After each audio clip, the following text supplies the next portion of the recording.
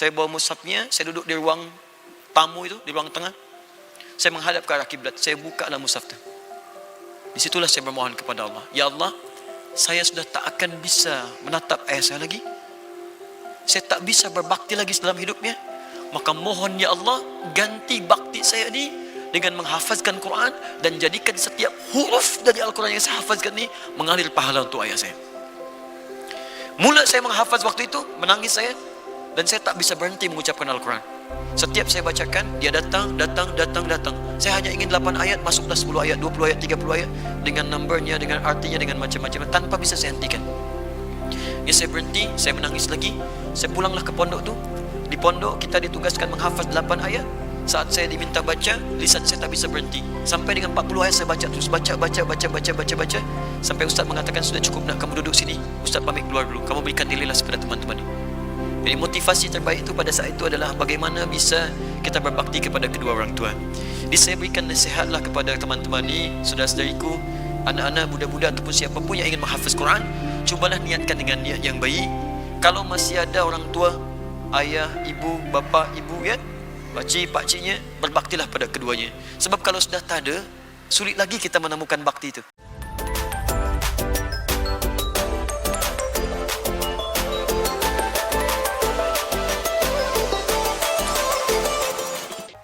Bagaimana cara mahu hafal 30 juz?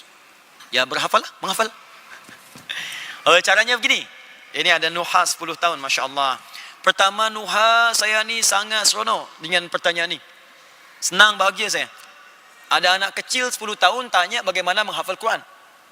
Ya, ada orang sudah tua, 40, 50 tahun, 60 tahun, 70 tahun. Untuk baca pun belum punya waktu. Ini kita berdoa, ya, mudah-mudahan anak ini mendapat bimbingan dari Allah Subhanahu wa taala. Yang pertama adalah berniat dengan kuat, ikhlas kerana Allah. Dalilnya Quran surah 96 ayat pertama, Iqra bismi rabbikal ladzi khalaq. Pesan Allah kepada Nabi, ayo baca Quran, dapatkan Al-Quran, bismi rabbik, niatkan kerana Allah. Nuha ni mula belajar nanti insya-Allah, niatkan kerana Allah, bismillah. Niatkan. Jangan kerana yang lain. Termasuk ustaz, saya ingin jadi hafizah. Kalau pengen jadi hafizah, tidak usahlah menghafaz. Ganti nama saja dari Nuha jadi hafizah. Niatkan kerana Allah.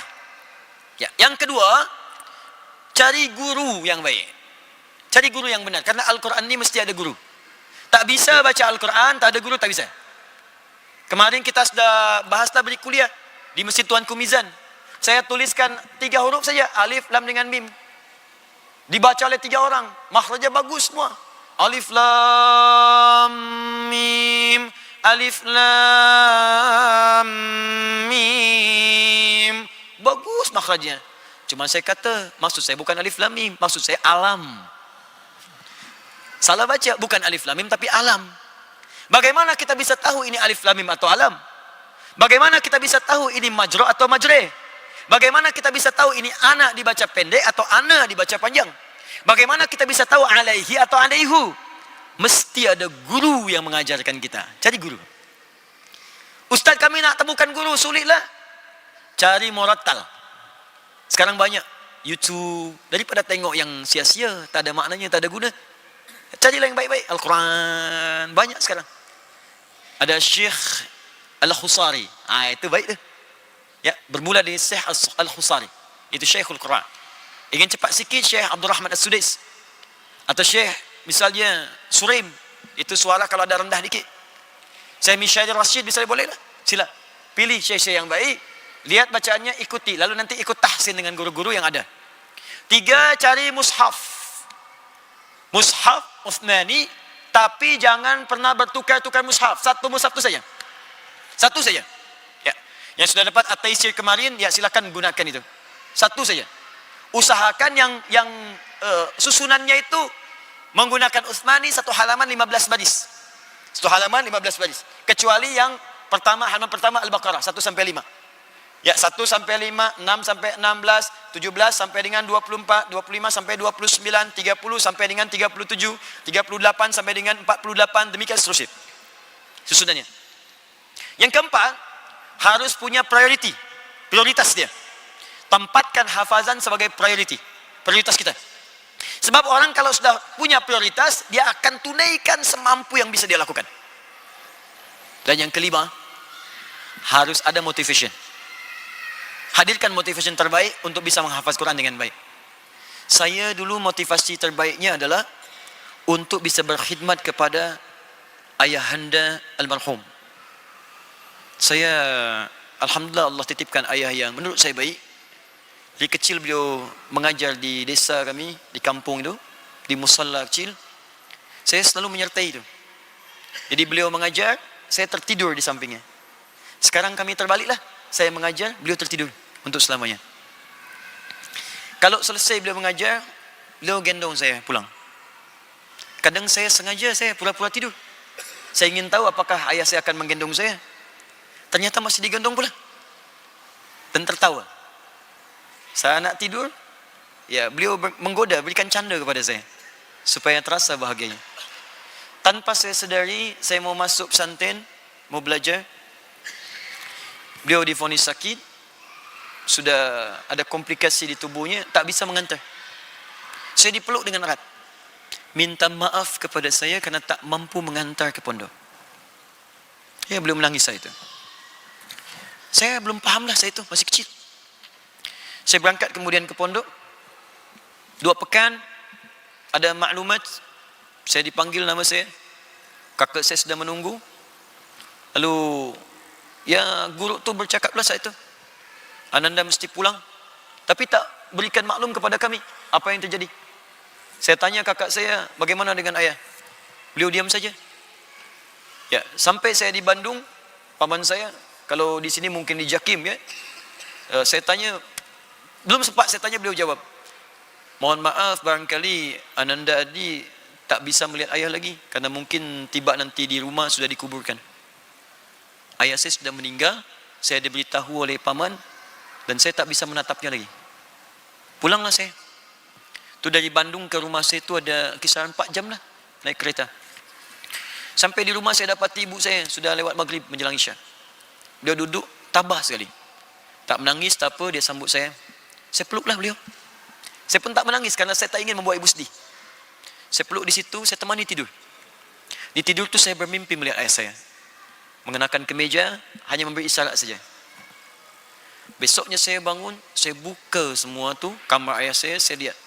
Allahu Akbar, ternyata selama ini yang beliau ajarkan pada saya bukan kitab-kitabnya, tapi akhlak-akhlaknya yang berisi dari kitab-kitab tu. Saya tak pernah ditunjukkan ni kitab ini, kitab ini. Tidak. Tapi yang saya temukan kitab tu di pondok tu, saat saya mondok saya lihat kitab-kitab itu. Ada semua di kamar saya. Rupanya isi kitab tu diajarkan melalui saya secara langsung, bukan dari bacaan. Menangis saya waktu itu, saya bawa mushaf. 1 mushaf tu. Ayah saya wafat, semua bajunya dibagi oleh ke kerabat-kerabatnya, kawan-kawan dekatnya. Semua baju dibagi semua. Hanya meninggalkan kitab dan mushaf saja. Saya bawa mushaf, saya masih ingat mushafnya. Saya bawa mushafnya, saya duduk di ruang tamu itu, di ruang tengah. Saya menghadap ke arah kiblat, saya bukalah mushaf itu. Di situlah saya bermohon kepada Allah. Ya Allah, saya sudah tak akan bisa menatap ayah saya lagi. Saya tak bisa berbakti lagi dalam hidupnya. Maka mohon ya Allah, ganti bakti saya ini dengan menghafazkan Quran dan jadikan setiap huruf dari Al-Quran yang saya hafazkan ini mengalir pahala untuk ayah saya. Mula saya menghafaz waktu itu, menangis saya, dan saya tak bisa berhenti mengucapkan Al-Quran. Setiap saya bacakan, dia datang. Saya hanya ingin 8 ayat, masuklah 10 ayat, 20 ayat, 30 ayat, dengan numbernya, dengan artinya, dengan macam-macam, tanpa bisa saya hentikan. Ini saya berhenti, saya menangis lagi, saya pulanglah ke pondok tu. Di pondok kita ditugaskan menghafaz 8 ayat. Saat saya diminta baca, lisan saya tak bisa berhenti. Sampai dengan 40 ayat saya baca terus. Baca. Sampai Ustaz mengatakan, sudah cukup nak kamu duduk sini. Ustaz pamit keluar dulu. Kamu berikan nilailah kepada teman-teman ini. Jadi motivasi terbaik itu pada saat itu adalah bagaimana bisa kita berbakti kepada kedua orang tua. Jadi saya berikan nasihatlah kepada teman-teman ini, saudara-saudariku, anak-anak, budak-budak ataupun siapapun yang ingin menghafaz Quran, cubalah niatkan dengan niat yang baik. Kalau masih ada orang tua, ayah, ibu, bapa, ibu, ya, pakcik, pakciknya, berbaktilah pada keduanya. Sebab kalau sudah tak ada, sulit lagi kita menemukan bakti itu. Saya bawa ibu saya haji, berjuang luar biasa. Mungkin kalau nak kisahlah, panjanglah kisah itu. Sampai tawaf, saya gandeng dengan tangan kanan saya. Sa'i, saya gandeng dengan tangan kanan saya. Saya bayangkan bagaimana Sayyidah Hajar membuat yang terbaik untuk Ismail. Saat tangan kanan ini menggandeng ibu, ada tangan kiri yang tak bisa menggandeng siapapun.